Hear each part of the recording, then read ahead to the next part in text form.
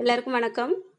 இன்றைக்கி நம்ம Sandhya healthy cooking சேனலில் பப்பாளி காயை வச்சு ஒரு குழம்பு பண்ண போகிறோம்.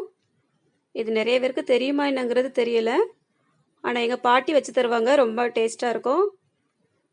இப்போ எப்படி பண்ணலான்னு பார்க்கலாம். அதுக்கு முன்னாடி நம்ம சேனலை சப்ஸ்கிரைப் பண்ணி வச்சுக்கோங்க. வாங்க இப்போ வீடியோக்குள்ளே போகலாம். நான் இன்றைக்கி குழம்பு பண்ணுறதுக்காக ஒரு பப்பாளி காய் எடுத்து வச்சுருக்கேன். பாருங்கள், கொஞ்சம் பெரிய சைஸ் காயாக தான் இருக்குது. இதை நல்லா தோலெல்லாம் எடுத்துட்டு நல்லா கழுவிட்டு அதுக்கப்புறமா பொடி பொடியாக கட் பண்ணி எடுத்துடலாம். கொஞ்சம் கட் பண்ண பால் வரும், அது அப்பப்போ நல்லா க்ளீன் பண்ணிவிட்டு கட் பண்ணிவிடுங்க. அந்த மாதிரி சைஸில் கட் பண்ணி எடுத்து வச்சுருக்கேன். நிறம் கொஞ்சம் தெரியுது பாருங்கள், ஆனால் இது காய் தான், பழம் இல்லை. இப்போ ஸ்டவ் ஆன் பண்ணி கடாய் வச்சு அதில் கொஞ்சமாக எண்ணெய் விட்டுருக்கேன்.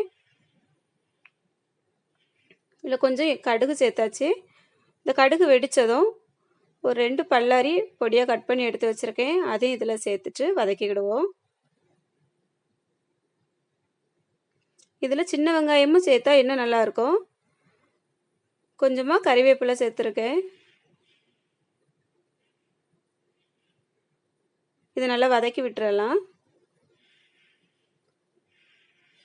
இப்போ ஓரளவுக்கு வதங்கிட்டு இதில் ஒரு 2 தக்காளி பொடியாக கட் பண்ணி அதையும் சேர்த்துட போகிறேன். தக்காளி வதங்குறதுக்காக கொஞ்சமாக உப்பு சேர்த்துருவோம். சேர்த்துட்டு இதை கலந்து விட்டுட்டு மூடி போட்டு சிம்மில் வச்சு ஒரு 3 நிமிஷம் அப்படியே விட்டிங்கன்னா நல்லா வதங்கி வந்துடும்.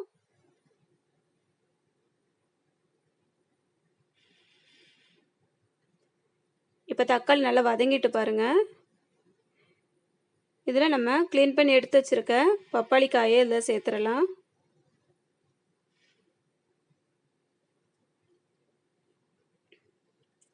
இது நல்லா கலந்து விட்டாச்சு. இப்போ காய் வேகிறதுக்காக கொஞ்சமாக உப்பு சேர்த்துக்கிடுவோம்.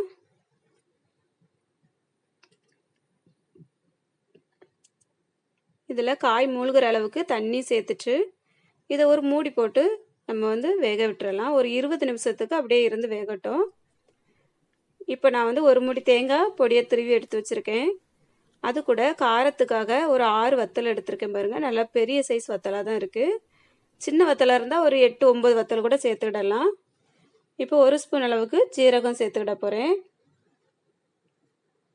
மஞ்சள் தூள் ஒரு 1/4 ஸ்பூன் சேர்த்துருக்கேன். ஒரு 2 பூண்டு பல் சேர்த்துருக்கேன். இது எல்லாமே நல்லா மிக்ஸியில் சேர்த்துட்டு நைஸாக அரைச்சி எடுத்துகிட்டு வந்துடலாம். இப்போ அரைச்சி எடுத்தாச்சு பாருங்கள், இந்த மாதிரி அரைச்சி எடுத்துடணும்.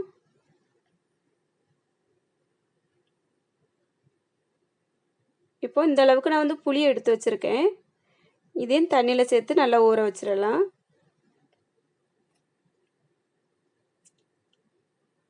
பப்பாளி காய் நல்லா வெந்துட்டு அந்த அளவு கொஞ்சம் கம்மியாக இருக்குது பாருங்கள் வெந்ததுக்கப்புறமா. இனி நம்ம எடுத்து வச்சுருக்க மசாலாக்களை இதில் சேர்த்துடலாம்.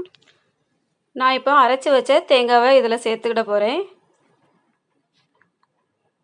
இப்போ மிக்சியில் கொஞ்சமாக தண்ணி விட்டு அதை அலசி எடுத்து வச்சுருக்கேன், அதையும் இதில் சேர்த்துட்டு நம்ம புளி கரைச்சி எடுத்து வச்சுருக்கேன் பாருங்கள், அதையும் இதில் சேர்த்துடலாம். இதை இப்போ நல்லா மிக்ஸ் பண்ணி விட்டுருவோம். நம்ம ஏற்கனவே கொஞ்சம் உப்பு சேர்த்துருக்கோம், இப்போ தேவைக்கு உப்பு சேர்த்துடலாம். நல்லா கலந்து விட்டுட்டு இனி ஒரு மூடி போட்டு இதை ஒரு 5 நிமிஷத்துக்கு அப்படியே மூடி விட்டுறலாம். அந்த மசாலாக்கள் எல்லாமே பச்சை வாசனை போய் நல்லா ரெடியாகி வரும்.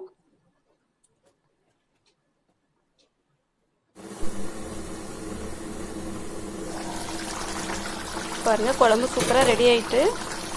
இப்போ கடைசியில் இதில் கொஞ்சமாக நான் கறிவேப்பிலை தூவி இப்போ ஸ்டவ்வை ஆஃப் பண்ணிவிட்டு நம்ம குழம்பு இறக்க வேண்டியது தான். சூப்பரான பப்பாளி காய் குழம்பு ரெடி ஆகிட்டு. இதே போல் நீங்களும் செஞ்சு பார்த்துட்டு எப்படி இருந்துச்சுன்னு சொல்லுங்கள்.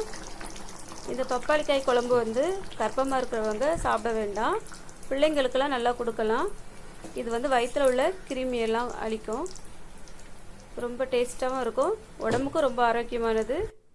இதே போல் செஞ்சு பார்த்துட்டு இது எப்படி இருந்ததுன்னு சொல்லி கமெண்ட் பண்ணுங்கள். இந்த வீடியோ பிடிச்சிருந்தா நம்ம சேனலுக்கு லைக் பண்ணி ஷேர் பண்ணி சப்ஸ்கிரைப் பண்ணுங்கள். மறக்காமல் பெல் பட்டன் ஆன் பண்ணி அதில் ஆளுங்கிற ஆப்ஷன் வரும், அதையும் தொட்டுருங்க. அப்போ நான் போடுற வீடியோக்கள் எல்லாமே உடனே உங்களுக்கு வரும்.